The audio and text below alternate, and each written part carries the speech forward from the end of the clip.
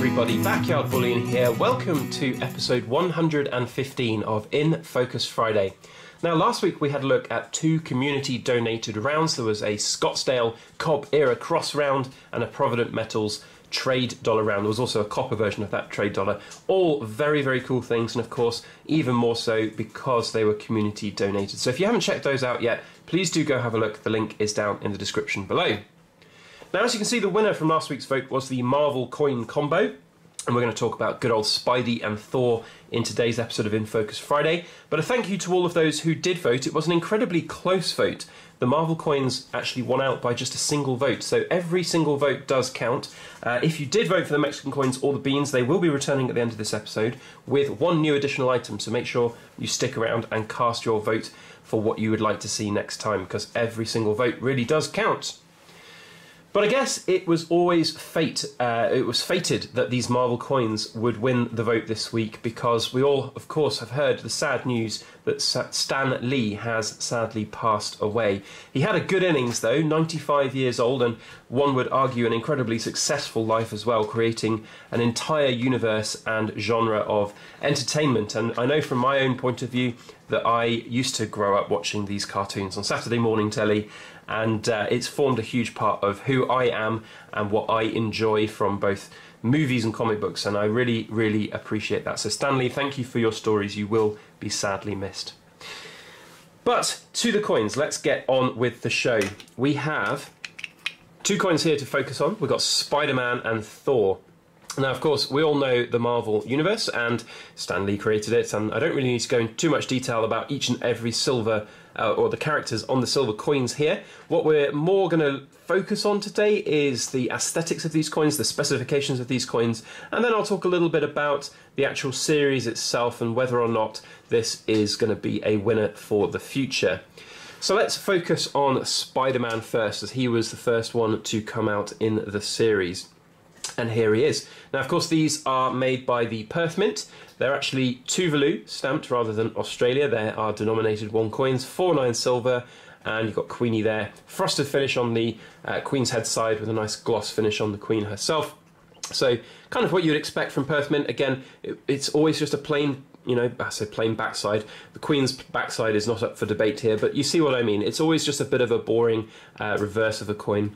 Whereas on this side is, of course, where all the action is. And we have Spider-Man here in his typical pose, about to shoot the web out of his hands. And I have to say, when this coin first came out, I liked the look of it. I really did. I thought it was very cool. And of course, I'm a sort of Marvel fan and Spider-Man fan and all of that. But I didn't buy the coin. I didn't buy the coins at first. I just felt that the premiums were a little high on them. One thing that was in their favour is the, of course, limited mintage of 50,000. And, you know, I guess they look pretty good. So it's an interesting one for me, because one of my all-time rules is I've got a rule of 3. If something looks good, if something's got a low mintage, and if it's got a bit of a buzz and a bit of a following about it, then in my books that's got a really good chance of being a very good coin for an investment. So in some ways this has all of those things. It looks pretty cool. I mean, the Spider-Man pose there is very nice. Perth Mint's quality is, of course, shining through here. I love the way the Spider-Man, well, the name of Spider-Man there is written. It's in that kind of sort of fading out to fading in lettering, and it really looks very, very cool as well.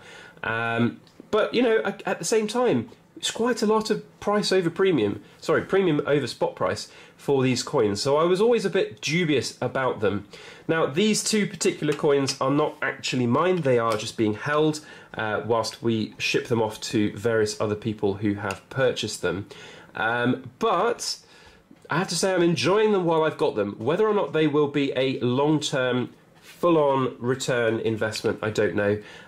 You know, let's have a look at Thor first as well. So here we go. Here's Thor.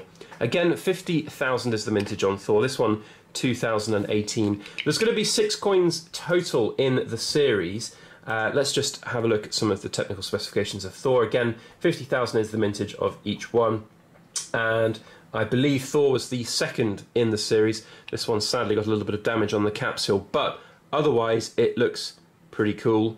Very good condition inside. And you can see Thor there. Now, of course, Thor isn't looking like the actor that plays him in the movies, and I guess that's something we need to talk about here. This is more of the kind of comic book look on Thor here.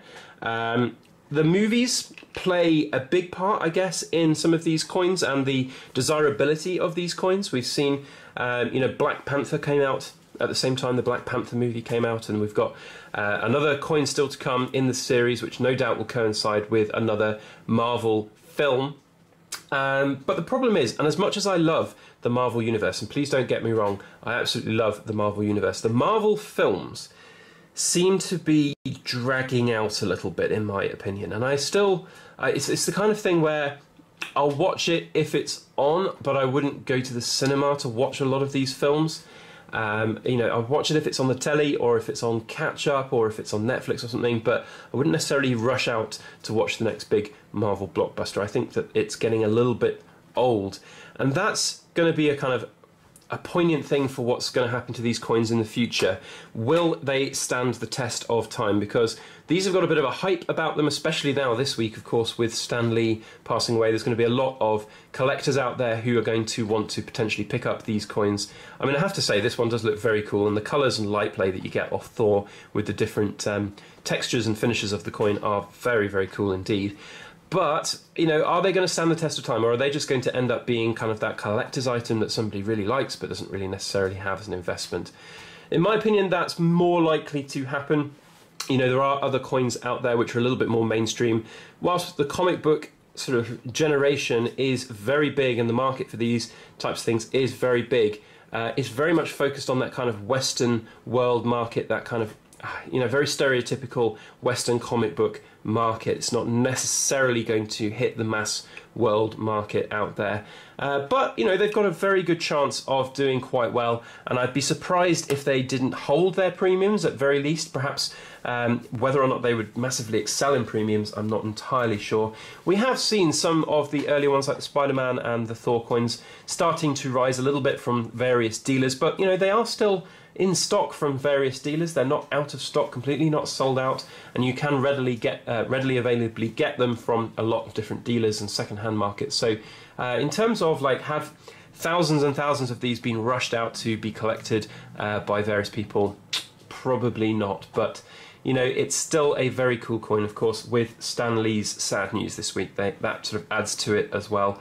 But whether or not it's going to be standing the test of time against other Marvel collectibles, I mean, you've just got to look at some of the original kind of Spider-Man, action figures or whatever, from the Marvel Universe.